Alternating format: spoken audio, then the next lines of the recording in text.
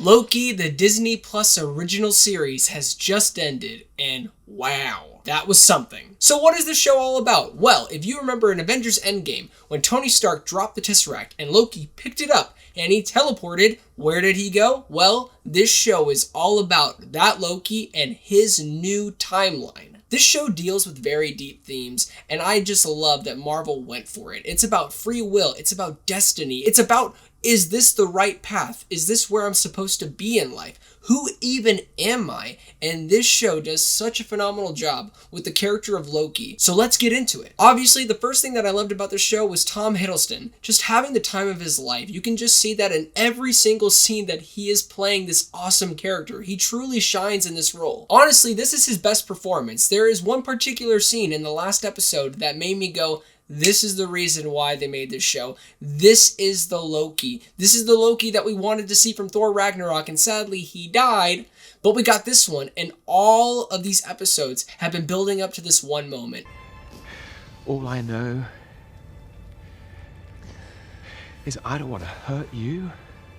Overall, Tom just did a great job in this role. He gave it his all in every single scene, and you could tell he was chewing it up every time he was on camera. The depth that they go for in this show is just amazing, and you get to see why he is the way he is, what makes him tick.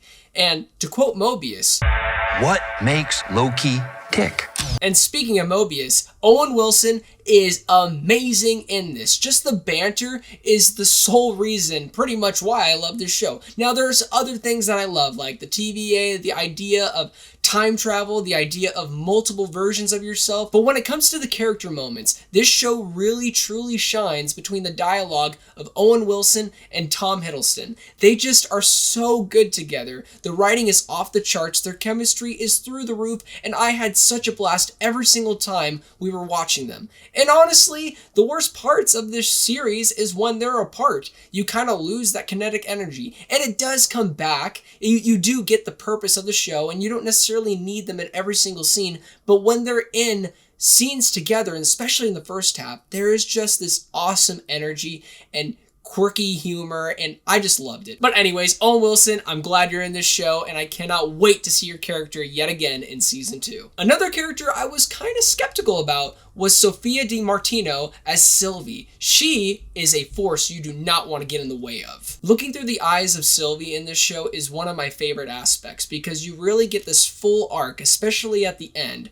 Well, almost full arc, because we're going to get season 2, but you pretty much get this amazing turn of events for her. She has drive, she has ambition, she has a purpose, and yeah, I was a little bit disappointed when the flashback sequence for her character was like literally 2 minutes. I wanted to breathe in that scene more, but anyways, I still appreciated them, Marvel, showing us that. But Sylvie's character just has such a unique dynamic, and she just has more on the line personally when it comes to this story. In an epic sense, in an emotional sense, and in a driven sense. I just loved her character. Now, the TVA is such a broad and epic idea. When we get this show, it's such a good concept, and I wish we could spend more time in it, but there's obviously season 2, and please, let there be 10 episodes, and let them actually be an hour long, not 40-something-ish minutes, maybe 50-ish minutes in the beginning, and then you go down later on.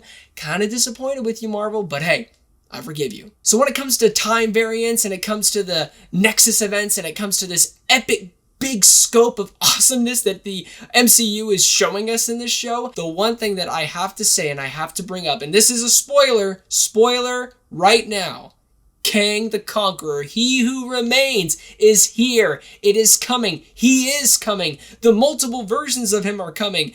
I cannot wait for Doctor Strange 2, Spider-Man No Way Home, and Ant-Man and the Wasp, Quantumania. What this show brings is the insanity of the Infinity War and Endgame, but honestly, times like 30, because with this introduction with Kang, played by Jonathan Majors, and he does such a good job playing this really laid-back chill, but just not giving a crap about what he's doing because he's reached the end of his journey. Just like with that scene where he just doesn't know what's going to happen. He just feels so much freedom. He just feels so relaxed. He's like, kill me or take my place. I don't really care. Reincarnation, baby. I love that. It was like the Mandarin moment of reveals, but the way it should have been handled. And I know some people are a little bit annoyed because they feel like this is a setup only episode. This wasn't truly a finale for season 1. I think you're wrong there. And with this appearance of Kang and his introduction, there's just so much to break down. Like, for example, when Sylvie kills Kang, it's definitely inspired from when Eve ate the apple from the forbidden tree. How that one choice drastically changed everything in the world. And in this case, the multiverse. Also, can we just talk about how Sylvie is the reason why the multiverse is going to have a war now? Thanks a lot, girl. It's your fault. But also, thank you so much, because I get to see Toby and Andrew Garfield in a movie together. Thank you, Sylvie. Now let's get into the things that just didn't really work for me, just a couple nitpicks, but overall I still loved the show. My first negative with the show is that I wish there was more time in certain sequences. Now, when it comes to episode 3, I really had an issue with that. Even with the full arc, yeah, there was time to break down with the characters, learn more about Sylvie, learn more about Loki, but it was done in such a boring fashion. For example, episode 5 of Falcon and the Winter Soldier was a very down and chill episode, but the way they did it was so good and so thoroughly entertaining and engaging. And with this one, episode 3, it was just boring. So I really had an issue with that and how they could have utilized that episode for better things than what they did originally with it. My last issue with this show is how fast of a change the character development that Loki went through. From episode 1 to episode 6, he is a fully different person. And I know I said I like that, but at the same time, it is a little bit of a negative because we had a epic journey from Thor 1 to Avengers Infinity War, a full circle arc where he was bad, somewhat bad, kind of good but bad, and then good. Beautiful arc. But with this, they rushed it into 6 episodes, and I find it somewhat believable, but also part of me is like, wow, that was truly rushed. Overall, Loki is an amazing time. It has amazing reveals. It builds up so much tension in the final act. And it sets up so much for the MCU with the reveal of Kang.